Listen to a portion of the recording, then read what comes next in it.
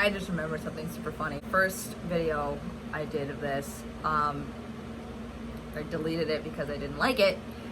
Same thing is happening again. Yeah, I don't know what that's supposed to mean and everything, but let's just do it. So I'm super glad a lot of people enjoyed the first like vinyl collection video I did a while ago. Now would be a perfect time to do a part 2 because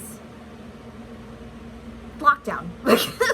Definitely my vinyl has saved me from going a little bonkers while being on lockdown. So I haven't bought as much vinyl as I did like in the first one, or even like in general and stuff, because I physically just like going to the store, like shuffling through the boxes and seeing like what they have, you know, what things I'm missing and stuff, and just those hidden gems up in there, right?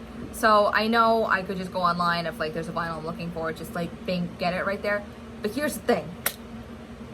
If I kept doing that, I'd be broke. So I really definitely only bought like the albums that I really, really, really wanted and needed, and just really controlled myself for when I could, you know what, we could definitely wait on those. I think the only new ones that I have right now, I want to say there's like 4 or 5 new ones in the pile that I'm looking at right now. So I guess we're just gonna call this the pandemic playlist, if you will. I hate that that's how it is and stuff, but yeah, these are the albums that have been getting me through, you know, just being on lockdown and everything, and just been there with me through and through. We should definitely start with this one because there's kind of a sad story attached to this. This is the Beetlejuice original cast Broadway album, and I'm getting real emotional about this one.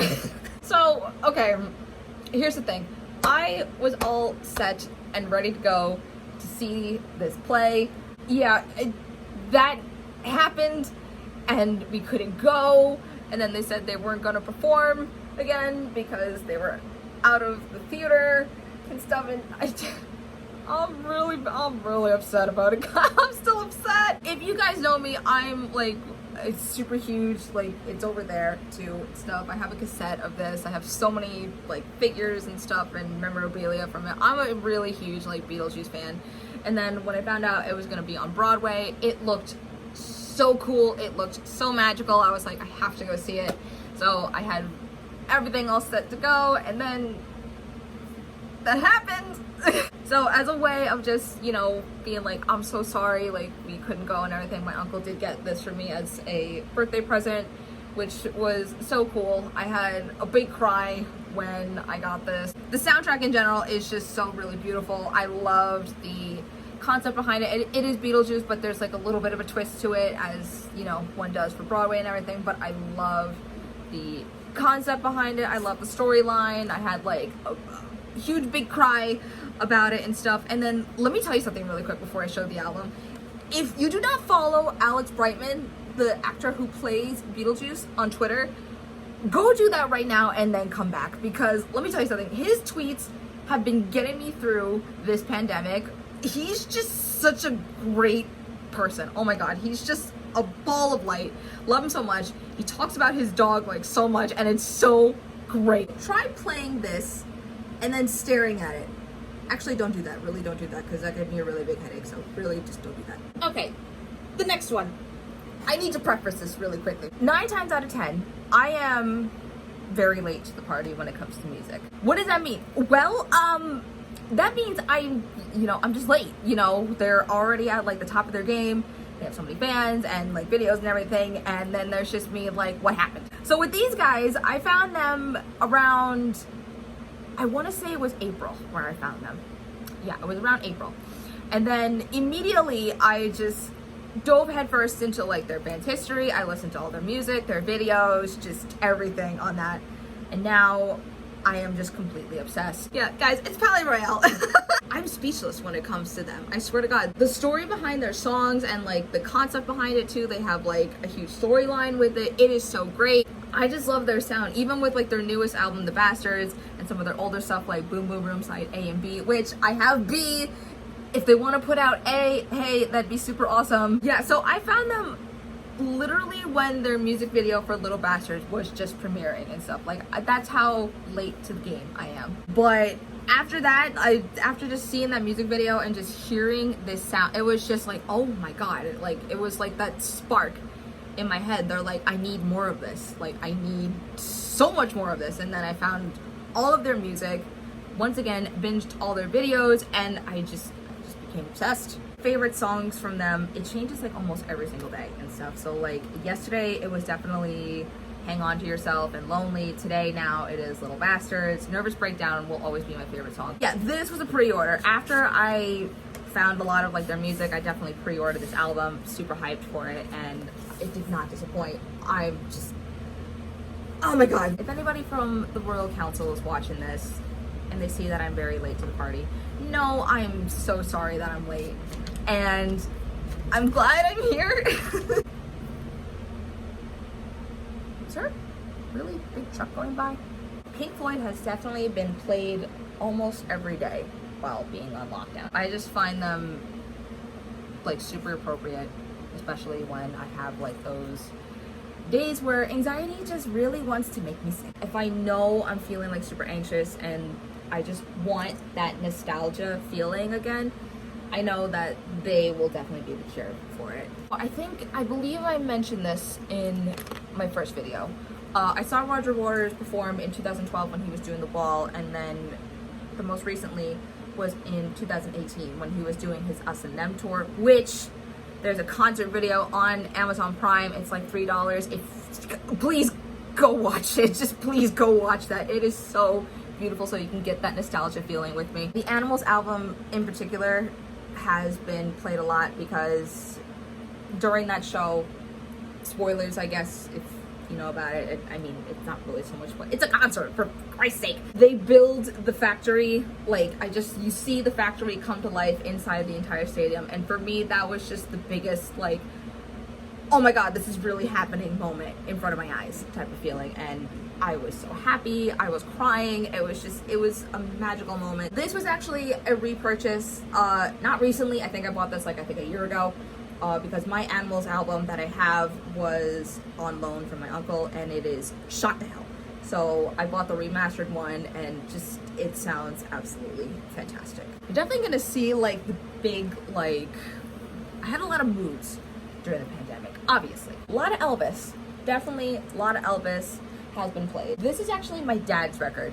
My dad was the definition of like the biggest fan of Elvis. The entire living room was decked out in Elvis memorabilia. He had books, ornaments. We had Christmas ornaments. He had like little Pez dispensers, and he had like one shelf of just all of his regular records, and then like two just dedicated to Elvis. When he passed, I should preface this, he's no longer with us, I got all of his Elvis records. A lot of them were repeats and everything, so I send them to like, you know, my uncle, my grandfather and stuff, so we all have a lot of his records and stuff. So this was his. There's a little note on here from, I believe, one of his friends. July 22nd of 1980. What was it? To check for you, love somebody. This one has been played a lot. It's just a mix of like all of his biggest hits, his classics and everything. So for those days when I really just miss my dad and everything, I just put this on and it feels like home. He had a way of waking the whole house up. Every Saturday morning was his time to like clean the house. So everybody had to like get up and help clean the house on Saturday mornings. His way for getting everybody to wake up in the house was fully blasting, like just absolutely annihilating the speakers, full blast of Elvis, until you can feel the entire house shake. And that was his signal to be like, it is time to get up and start cleaning. Why he couldn't just like knock on the door and get everybody to just like, hey, time to wake up, don't know why, but he just wanted to know that like Elvis is singing, so that means it is time to wake up. This was also a newly recent purchase. Once again, late to the party, I'm very sorry for this. Found them not too long ago, and I'm so glad they're in my life now. Just, oh my god, I'm so glad they're in my life. So this is Starbenders. I am so in love. Like, obsessed doesn't even begin to like comprehend the sound that they give. It gives off like that like 60s, 70s, like psychedelic, like classic rock and everything, and just the range that they go for. Like Kimmy, her voice, I swear to god, like she's a literal angel. Along with this album too, my favorite song changes like almost every day, but it has to be Holy Mother, Bitches Be Witches. London is just, oh my god, I can scream that from the crowd and I would be so happy. And then also, super cool fact, there's a song here called Precious. The lead singer from Royale, Remington Lee, is featured on there, and it's really great. Just look how freaking beautiful every single one of these gorgeous people are. Just top 10. 10 out of 10. I really want to see them in concert. I really want to get out of here. Yeah, this is definitely one of those albums that has been played front to back, and I don't feel bad that my neighbors can hear me fully blasting this song. So Iron Maiden has been getting me through this a lot. This was also a repurchase because, once again, my Iron Maiden album was shot to all hell. So I had to buy the remastered version of it so it wouldn't skip during Hallowed Be Thy Name. Also, purely for nostalgic reasons, because I saw them perform also with Ghost. Let me tell y'all something about this. I never felt more safe than I did that night in a room full of metalheads. I felt like I was just in the safest place I could be. It was so amazing. Just the atmosphere, the vibes of the entire room, like it just, the smile never left my face from that show. And I absolutely just crave that nostalgia again so much. So they definitely like helped me out through that. Definitely one of the first like metal bands that I was introduced to when I was a kid. So The Number of the Beast, Hallowed Be Thy Name, and Run to the Hills. You could put those songs on when I was a child and I would be screaming and running around in circles and everything. Oh, and the coolest thing about this one is that I have this little tiny little Funko here of Eddie and the devil. He's so cute. Oh, God, don't fall. You know, at exactly the right time too, when my hair is like a really big mess like his, I will look like Eddie in the mornings. Now the image cannot leave my head. Very last album that I've been listening to a lot.